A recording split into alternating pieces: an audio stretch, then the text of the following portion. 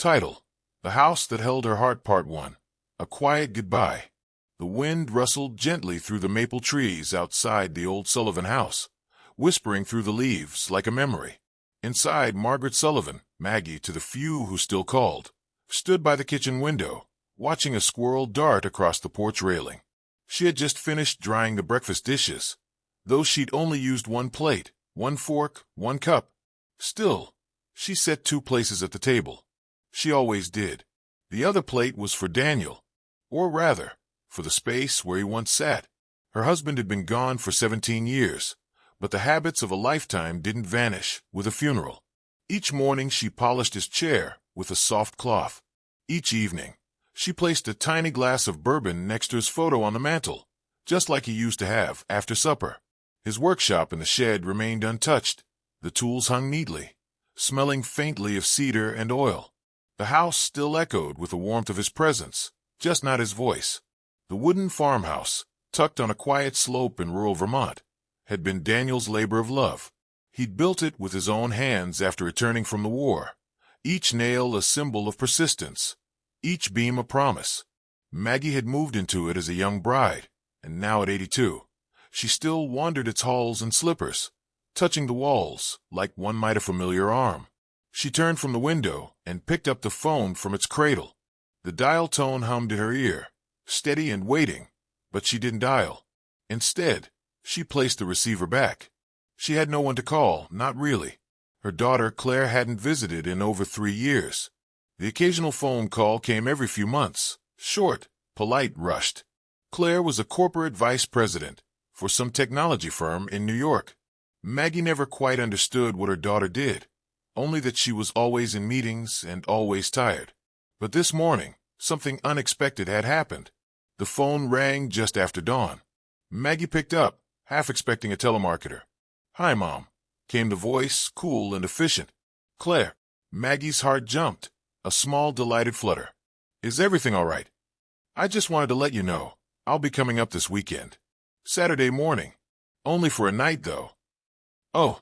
Maggie's hand tightened on the receiver. "Well, that's wonderful. I'll make that stew you used to love. And blueberry pie. Do you still like pie?" There was a pause on the line. "Pie's fine, Mom." Click. The call ended as abruptly as it began, but Maggie stood in the middle of the kitchen with a smile breaking across her weathered face. Claire was coming home. After all these years, she moved through the house like a woman half her age, sweeping, dusting, shaking out curtains. She changed the bedsheets in the old guest room, though she secretly hoped Claire would sleep in her childhood room instead.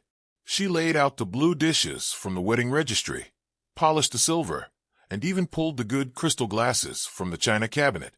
The house smelled of lemon polish, baking bread, and warm anticipation.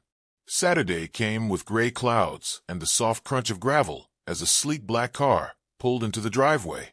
Maggie stood on the porch, her white hair tucked under a faded scarf, hands clasped in front of her apron. Claire stepped out, slim and stylish in a gray pantsuit and low heels. Her dark hair was pulled back in a neat twist, her makeup immaculate. She looked like she belonged in a city skyline, not in a field of wildflowers. "Mom," she said, offering a tight smile. "Oh, Claire, you look so grown." "Well, of course you are." Maggie laughed nervously. "You're beautiful." "Thanks." Claire leaned in for a quick hug, cool and brief. "It's colder here than I remembered. I turned on the heat this morning, just for you." Claire stepped inside, looking around. "This place hasn't changed a bit." "No," Maggie said softly. "It hasn't." They sat down to dinner at 6, just as the sun dipped behind the trees. Maggie had made the stew from scratch, beef simmered in red wine, carrots from the garden, crusty bread on the side. She watched Claire eat, searching for a flicker of the child who used to beg for second helpings. Claire ate politely, but with detachment, glancing now and then at her phone face down on the table. "This is delicious, Mom." "Oh, I'm glad you think so. I wasn't sure you'd still like it after all those fancy restaurants." Claire sipped her wine. "Actually, I don't eat red meat much anymore, but it's fine." Silence settled over the table like a dust sheet. Maggie tried to smile, tried not to let the little hurt show. She reached for her napkin, folded it carefully in her lap. After dessert, Claire cleared her throat.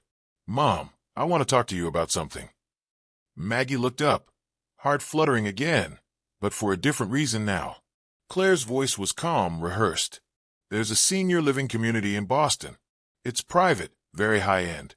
They have gardens, personal caregivers, yoga, book clubs. It's really lovely." Maggie blinked. "Oh, I think it's time you moved into a place like that. You shouldn't be alone out here anymore. It's not safe." "I'm not alone. I have neighbors. I get along fine." "You're 82, Mom. What if you fall? Or if something happens in the night?" "I've managed all these years." Claire gave a practiced smile. "I'll cover most of the cost. 70%, actually. It's about $85,000 a year. You'd only need to cover the rest." Maggie's hands were still. "I've done the math," Claire went on. "If you sell the house, that should more than cover your share. Honestly, Mom, this house isn't worth holding on to. It's so old. No insulation, outdated wiring. It's not a home anymore. It's just a building." Maggie stared at the candle in the middle of the table, watching the flame quiver. After a long pause, she said quietly, "So you won't be coming back here, will you?" Claire looked startled. "What? To this house? You won't be coming back?" Claire looked away. "Probably not. I mean, what would I come back for?" Maggie nodded slowly. "I see." The rest of the evening passed in stiff small talk. Maggie offered tea. Claire declined. Maggie pulled out an old photo album. Claire glanced through a few pages, and then checked her phone. By 10, Claire said she was tired and went to bed. Maggie sat in the living room long after her daughter had gone upstairs. The house creaked gently around her, old wood shifting in the night. Outside, the trees rustled in the dark, just as they had the night Daniel died. She picked up his photo from the mantel and ran her fingers over the frame. "I think she's really gone now, Danny," she whispered. Upstairs, the guest room door creaked shut. Maggie didn't sleep. Instead, she wandered barefoot through the house, touching the walls, the doorknobs, the staircase railing Daniel had carved with his own hands. In the hallway closet, she found his old wool coat and pressed her face into it, inhaling the faded scent of pine and tobacco. The night was full of memories. Daniel's laughter as he danced her through the kitchen, the sound of Claire's small feet padding down the stairs on Christmas morning, the smell of cinnamon rolls, the ticking of the grandfather clock, the creak of floorboards she could trace blindfolded. In this house, time didn't pass, it lingered. And now, someone wanted to call it a liability. At dawn, as the sky turned the color of pearl, Maggie made her way to the porch and sat in the old wicker chair. Her knees ached, her heart more so.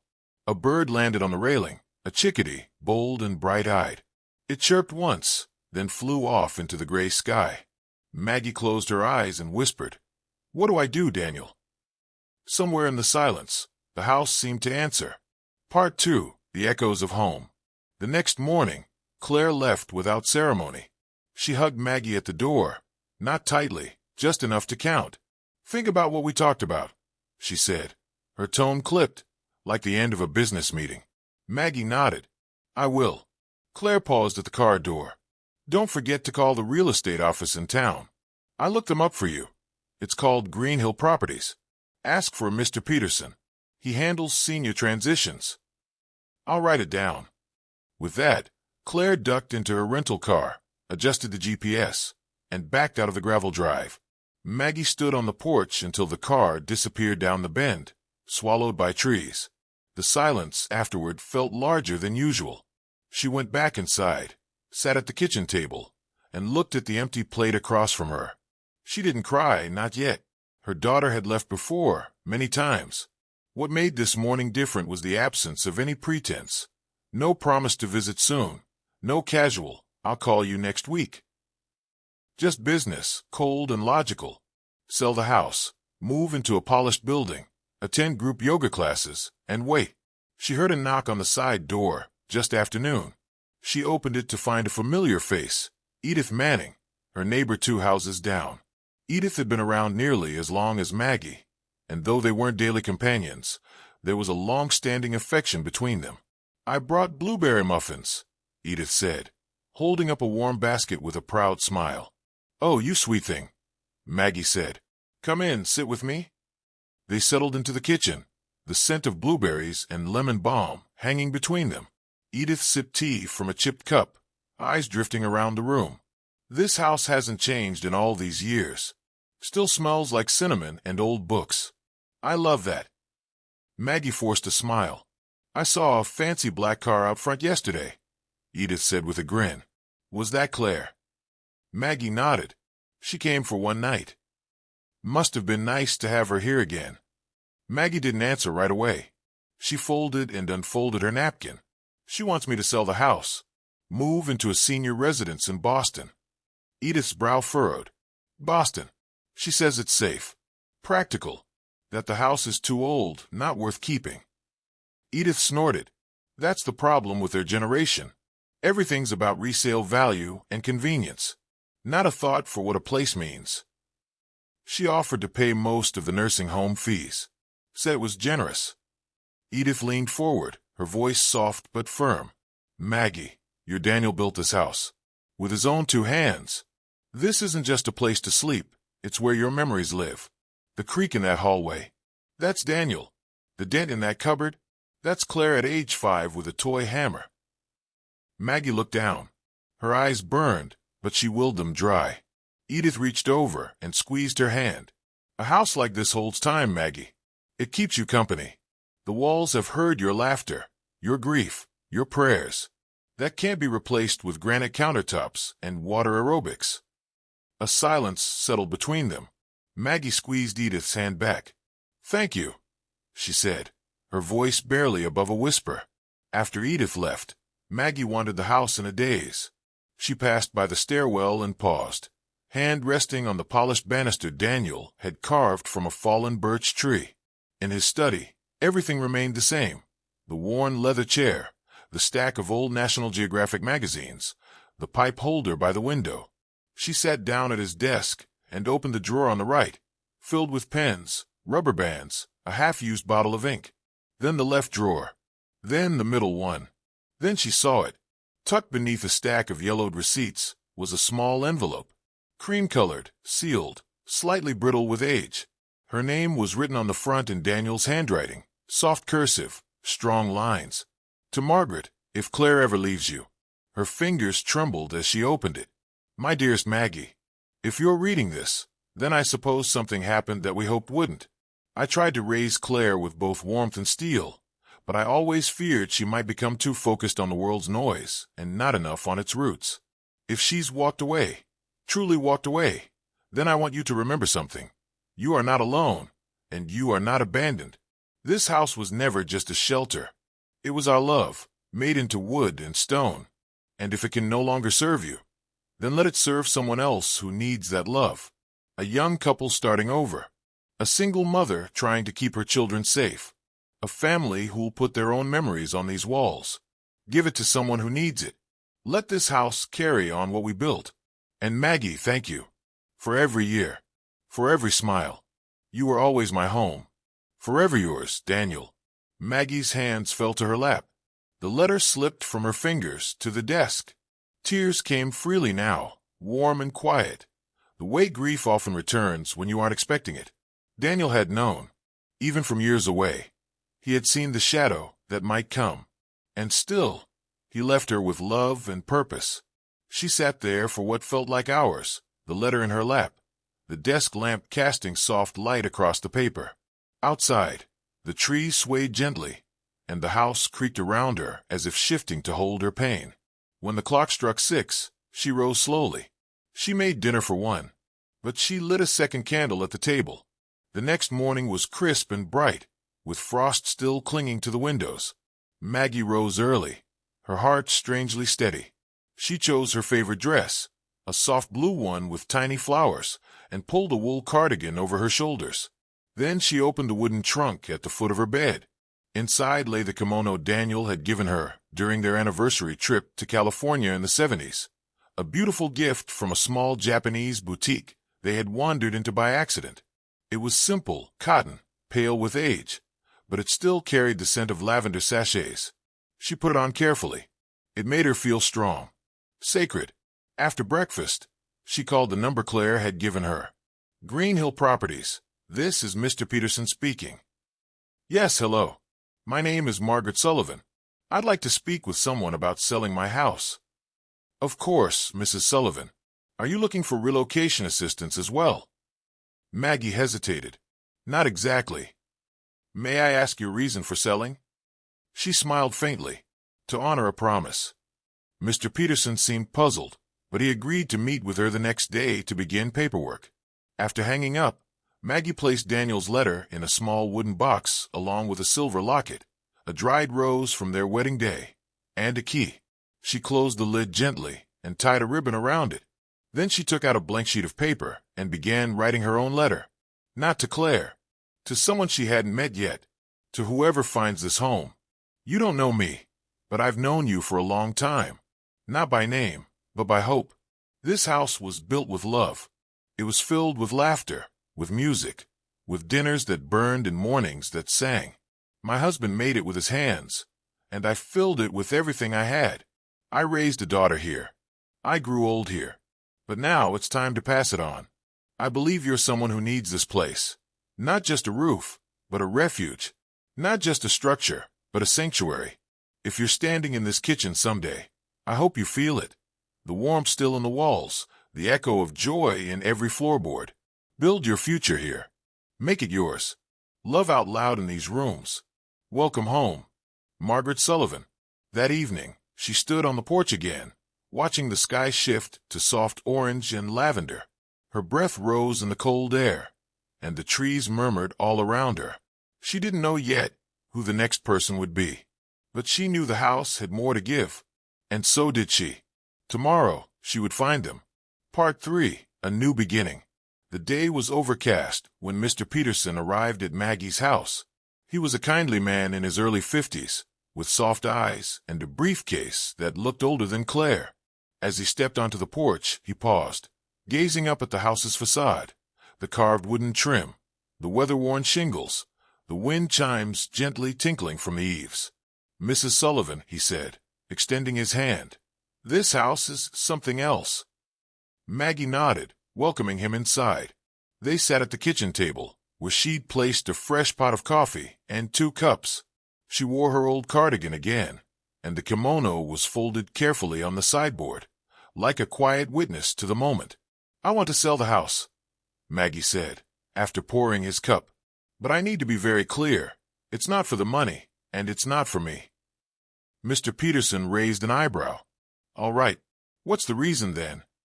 She opened the wooden box and passed him Daniel's letter, her own note tucked inside. As he read them, his eyes softened. Your husband sounds like a good man. He was. And you're hoping to what? Donate the house? She smiled faintly. Not exactly. I want it to go to someone who truly needs it. Someone who wouldn't qualify for a mortgage. Someone who's fallen through the cracks. A young couple just starting over. A refugee family. A woman escaping something dark. The kind of person no one ever plans to help, but needs help the most. Mr. Peterson blinked. You want to give away the house? Yes, she said, with a quiet certainty. Not for free, perhaps. Maybe just enough to cover taxes and some legal fees. But the rest is a gift. From Daniel and me. He leaned back in his chair, visibly moved. That's not a request I get every day. I imagine not. He cleared his throat. There's going to be red tape, bureaucracy, maybe even pushback. But I know people, local nonprofits, housing groups, shelters. I'll find someone. She nodded, and for the first time in weeks, she felt something lift, like opening a window after a long winter. Over the next few weeks, Maggie's life took on new rhythm. She kept to her routines, early mornings with tea, sweeping the porch, feeding birds from the feeder Daniel had hung years ago. But now, each day carried purpose. She began sorting through the house, not to pack it away, but to preserve it. Photos were organized into albums. Letters were bundled with ribbon. She labeled drawers and cabinets, leaving small notes behind. This was Daniel's favorite mug. Please don't throw it out. Or this window sticks in spring. Just tap the top right corner. It wasn't mourning anymore, it was legacy. Mr. Peterson returned a few weeks later with news. "I think I've found someone," he said, almost breathless. "Her name is Elena Ramirez. She's 29, has a 6-year-old daughter named Isabel. They were staying in a transitional housing shelter just outside of town." Maggie leaned forward, interested. "Elena's originally from Arizona. Her husband passed away 2 years ago in a car accident. Since then, she's been working odd jobs, trying to keep Isabel in school. They've been through a lot. Landlords who wouldn't fix heaters, apartments with broken locks.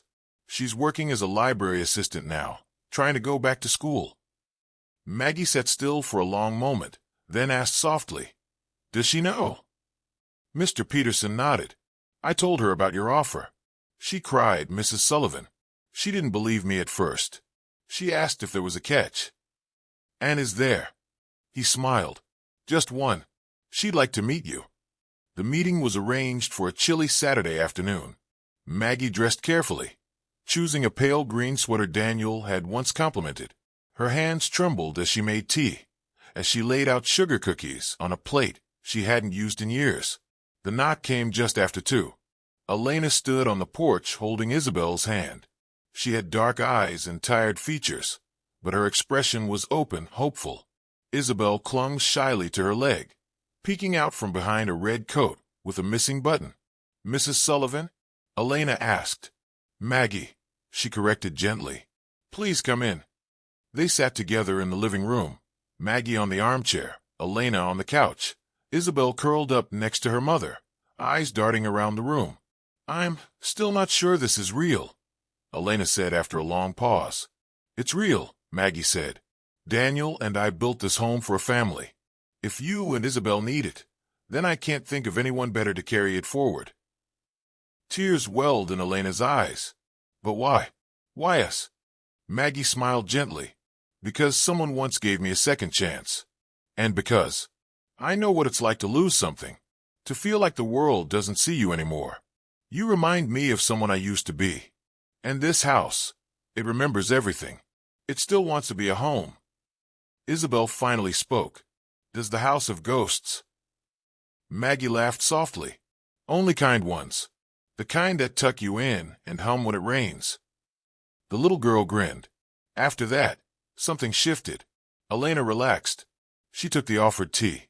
She asked about the fireplace, the wallpaper in the upstairs bedrooms, the best way to open the attic window without hurting your fingers. And Maggie answered every question, not as a seller, but as someone handing over something precious. The transition took time, of course. Lawyers had to draft special contracts. Nonprofits had to confirm eligibility. Papers were signed. Keys were exchanged. Claire called once during the process, her voice clipped and suspicious. "I saw the listing was taken down. Did you decide not to sell?" "I did sell it," Maggie said calmly. "Just not for profit." Claire didn't respond right away. "Then, you gave it away?" "I gave it a future." "Mama, this was an asset. You could have used that money." "I'm using it," Maggie interrupted, "for exactly what your father and I intended." There was a pause, and then Claire said, in a tone Maggie couldn't quite decipher, "I'll call again soon." But she didn't. And for the first time, Maggie didn't wait by the phone. On the first night Elena and Isabel moved in, Maggie stayed nearby in a cozy room above the town's flower shop. Edith had arranged it for her, insisting she couldn't live in the house while the transition was happening. Maggie didn't mind. She liked the small space, the scent of peonies downstairs, the sound of people passing on the street. Around dinner time, there was a knock at her door. It was Isabel, holding a small tray with a folded note. "Mom said to give you this." Inside was a tiny dish of arroz con leche and a hand-drawn card. "Dear Miss Maggie, thank you for the house. I picked a room with the stars on the ceiling. It smells like sunshine. Love, Isabel." Maggie read it 3 times, her hands trembling with quiet joy. Weeks turned into months. Elena painted the kitchen a soft coral. She planted tulips along the front porch. She hosted her sister's baby shower in the backyard and invited neighbors over for tea. Isabel made friends down the block, started violin lessons, and learned how to bake banana bread in the very oven Maggie once used. Maggie visited often, never intruding, just as a friend. Sometimes she brought flowers, other times small books for Isabel. She and Elena would sit on the porch and talk about nothing and everything. Grief, resilience, old dreams, and second chances. One late summer evening, Isabel pulled Maggie into the study. "Look what we made." The room had changed. A new desk stood in the corner, Isabel's drawings taped to the walls. But on the mantel, carefully kept, was a small wooden box. Daniel's box. "We keep special things in there," Elena said, appearing behind them. "Things that matter." Maggie smiled, tears rising. The house was alive again.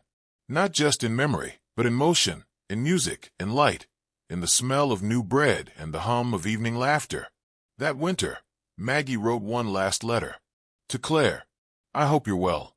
I wanted to tell you that the house has a new family now. A young mother and her daughter. They needed a place to begin again.